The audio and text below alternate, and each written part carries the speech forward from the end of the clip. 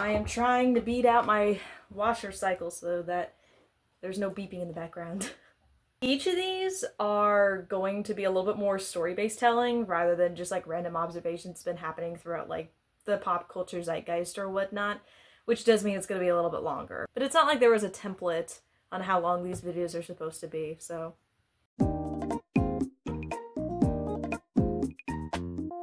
So this past Tuesday was the release of Sunrise on the Reaping, and in true traditional adult fashion, I went to go attend a book release party at my local bookstore. And I went with my sister, who wasn't into the series as much, but she's there through osmosis.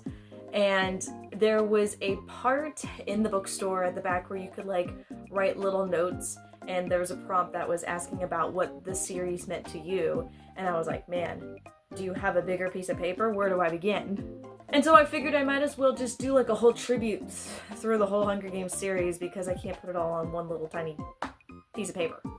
So we go way back. When I was writing out the note initially, I realized that it's been 10 whole years since I had originally gotten into the series. I was absolutely obsessed with it come time the second semester of 5th grade. So at the time, Mockingjay Part 1 was out in theaters that November, and so they were advertising a lot of it on TV. I was at my grandmother's for Christmas. The advertisement was playing all the time, and I was like, I'm hooked. Like, where do I start? I had a conversation with my mom within the next couple of days, and she was having the common response of like, is this appropriate for children sort of thing, and she was gonna look more into it, but until then, no books, no movies, and all that sort of stuff. And I was like, well, that's not happening. So I read everything I could whenever I had spare time on the Wikipedia page, and then decided to order the book from the library to be delivered to my house by the time I got back from winter break. And I hid the first book for as long as I could, but it didn't last long, and she figured, well, you're making your own decisions at this point, I can't stop you. And so I read that thing so freaking fast. I think it was in like 3 days or just a single weekend. Like, I read through it so quick. And so a lot of it I was hooked onto from the beginning within that year, and since the first 3 movies were out, I just watched as much as I could through clips online, and so I knew bits and pieces of everything, but not all of it together. I pretty much finished off with Mockingjay by the time I got back from spring break, so within 3 months I had like fully consumed as much as I could, and was diving into like really deep cuts and the kind of content that was being made around that time with that series. I do vaguely remember that Safe and Sound was like a tried and true staple for me. Like, yes, there was Hanging Tree and they had the other albums with different artists and all that sort of stuff, but Safe and Sound was mine. And though not a Swiftie, was very much heartbroken when me, a person who was never going to attend the Eras tour, was very sad when Safe and Sound had finally played as a surprise song. But what I note the most from reading it the first time in elementary school and then literally growing up with this series throughout the rest of my time in middle and high school and now is that my takeaway from the series changed as I got older. In elementary school, the first time that I read it in early middle school, it was the games themselves. It was the entertainment, it was the characters and their dynamics, very surface level sort of understanding. Then I got into late middle school where I was starting to get that psychology brain, and I was drawing between the comparisons of Gale and Peeta, the established love triangle, which was way more in the movies than they were in the books, something I'm not happy about. And the symbolism between them and war, where Gale is the more violent one in approach to this war, whereas Peeta was the more peaceful kind, and how that might correlate to Katniss and the dynamic between the two of them and the relationships with her.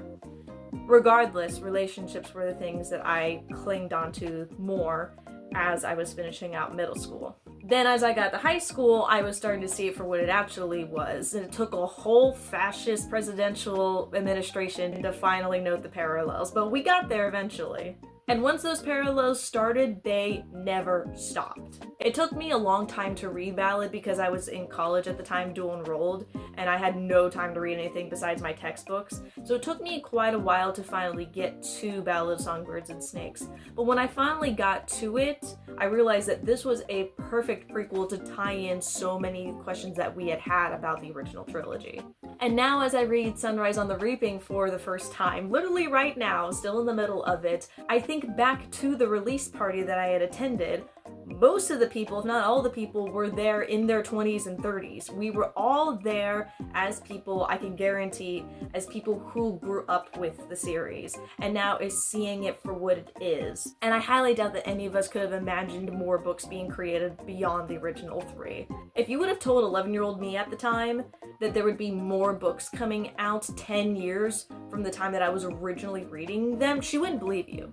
And so for me, when I was going through that little piece of paper and writing down what the series had meant to me, the main reason is because I know this series forwards and backwards. I can quote every line from the movies, I can highlight specific details that was removed from the book adaptation to the movie. There's like a whole essay in my mind dedicated to a very particular deleted scene in Catching Fire that would have changed the whole trajectory of the entire film if they decided to keep it in. But most of all, this series is what really strengthened my media literacy. I mean, I grew up with them at a very surface level and was the first series I had reread over and over and over again and was picking up those important details the more that I went through them. It's what opened my eyes to acknowledge the systems of oppression in a fascist government. Within the next couple of years in high school is when I finally started watching Star Wars. Between the two of these, it was a clear overlap in terms of what I really enjoyed in fictional storytelling that was also a social and political commentary at the same time. This is being said as I highly anticipate Andor Season 2, by the way. But most of all, I really just appreciate about how Suzanne wrote these 2 extra books with a purpose in mind. I was originally really nervous about Ballad because I thought it could be a cash grab, she might just be digging this series into the ground just for more attention. But it was very clear that Suzanne Collins does not write something unless there is something to be written about, unless there is something to be told. And it's very clear because these 2 extra books are filled with things that lighten up the series, which gives it more strength and it gives it more room to grow. So yeah, I never thought the series would really get to me in the same way that it is now, but here I am. I celebrated my 20th birthday by going to Ballad in the theaters. And I doubt there's going to be any less love from my heart about it anytime soon. Okay, so next thing. For the longest time, I thought that every person that I had to meet, I had to keep in contact with. At that point, socializing had felt more like networking, and that's not something I was going to continue doing. But things really do change when you have a couple of sets of friend groups that are really good at the time that it is, but you fully know that it's temporary once the wind changes course. People graduate, people move, drama occurs, and then eventually you realize not everyone's getting along with one another. So when that happened in my life one too many times, I realized I don't have to keep everybody in my life all together. It doesn't make sense. There's not enough capacity in my phone, in my time, in my life, and energy in order to make that happen. And so with that, I segue into a story about one of my favorite moments on campus during my undergrad. So at the time, it was my first and only fall semester, and I was wanting just to attend events just to meet other people. It had been successful over that spring semester, but I felt like none of them was going to be as long-term connections throughout campus like other potential opportunities could have been. So they were having a game night at one of the rooms in the Union, and I went to go attend by myself. I didn't know anybody there, and I was scouring through all the different tables until I found one that I felt matched my vibe. So I had sat down, and immediately the 3 people that I connected with more were these 3 freshmen that were all roommates together. And it was crazy that they were all freshmen because they certainly didn't look like it. It's the fact that they were all telling me, yeah, we're all 18. I was like, get the fuck out, you don't look 18. But they were super fun, the vibe was definitely there, and we kept playing until the event had concluded, which was around 8 o'clock. They lived on campus, they were hungry, so they're like, okay, let's go get dinner. And they're like, hey, you want to come with us? And I was like, sure, why not? And so it was just me and them three, and we went down over to one of the restaurants that was down by Memory Mall, somewhere down there. And what proceeded just to be a typical dinner conversation turned into, I believe, like a 7-hour conversation. We kept talking until the restaurant had closed, and then we started just sort of meandering around campus. They're freshmen, they were only here for a couple weeks. I was like, shit, let me take you a tour throughout campus real quick. So we hung out through the library, which is open for a little bit longer, and then we hung out by one of the gardens, and literally just started meandering our way through campus and just kind of walking and chatting until we had gotten to their dorms. And at this point, we were outside of the dorms, and they were ready to go inside, and I was like, shit, I got a 30-minute commute that I gotta make home. And they're like, you don't even live here? I'm like, no, I live elsewhere. This is commuter school.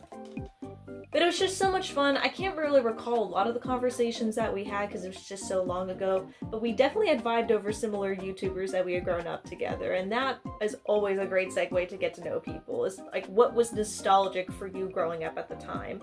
So we did the YouTubers thing, we did the cartoon shows that we grew up with sort of thing. It was definitely a lot of media discussions. And so yeah, we had exchanged contact information by the end of it, but I have never once like reached out to them. They have never reached out to me. I see their stories, I see their posts, but they're off in college. They're doing college things. I'm here at home not doing college things.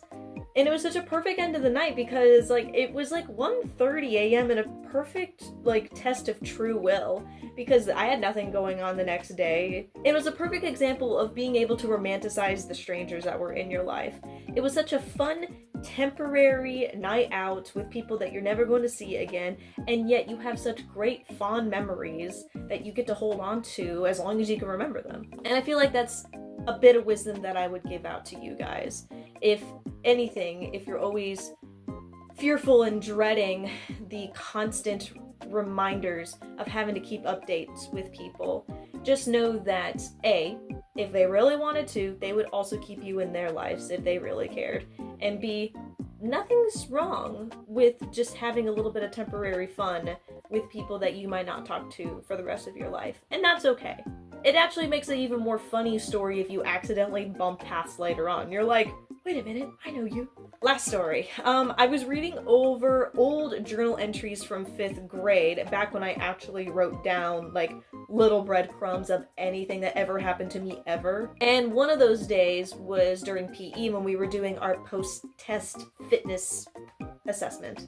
That being like the sit-ups, the pull-ups, the block coordination test, our 50-yard dash, all that sort of stuff.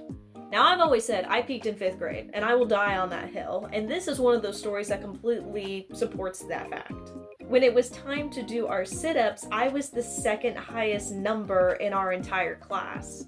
And for reference, our top one was our most athletic student. He had 48, I had 44. I need to preface this with saying that I wasn't like the most athletic student, but the only thing I had going for me was my cardio. I was a stupid fast runner. I did running club, I participated in 5K races, but that's sort of where it started and ended. Many of the students in my class, more than the average class, had a ton of athletic students, and they did like every sport known to mankind. These guys were in basketball, baseball, flag football, soccer, like you name it, they were doing it. So I guess it was kind of impressive the fact that I had outdone a lot of these different boys who like did nothing but sports. Little old me, little old music guy me, was the one that had outdone most of these, if not all of them. Which, impressing these boys was a very common theme for that year. I think a lot of the things that was happening that year was me just showing that, not necessarily like I'm not like other girls sort of thing, but the fact that who they knew me in 1st grade and 2nd grade was not the same me, 5 years later. But it still strikes me to this day, the funniest part was the motivation that made me want to do better than most of these boys. I can't pinpoint exactly what it was. At the time, I wasn't doing the whole like, oh, girls can be just as good as boys. Like, let me go carry these chairs because you don't need strong men to do it. I can do it too. That was more like early middle school. No, I'm pretty sure the only reason why I did so well is because I was fueled by nothing but pure competitive spirit. Maybe 30% of that was trying to impress one of the boys, but that's a big maybe. But still, it's just like a true pure core example of like what peaking at 5th grade really felt like. Because I don't think I could do 44 sit-ups now. Okay, so yeah, a bit longer for this week. Until next week, hopefully, making sure that everything is all set in place. I'll see you then.